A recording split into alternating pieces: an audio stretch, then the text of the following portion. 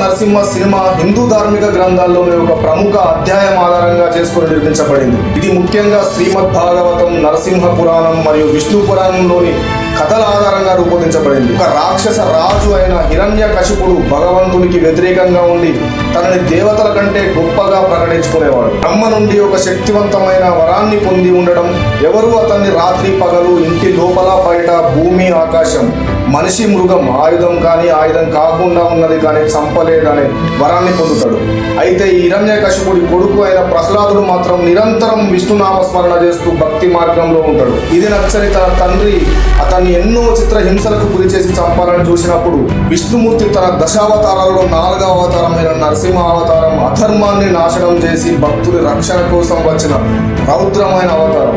సగం మనిషి సగం సింహం రూపంలో రాత్రి పగలు కాకుండా సంధ్యాకాల సమయంలో అంటే ఈవినింగ్ టైంలో లోపల బయట కాకుండా అంటే గడప మీద ఆయుధం కాని ఆయుధమైన తన పంజాతో చంపి ఆ భక్తుని కాపాడుకుంటాడు.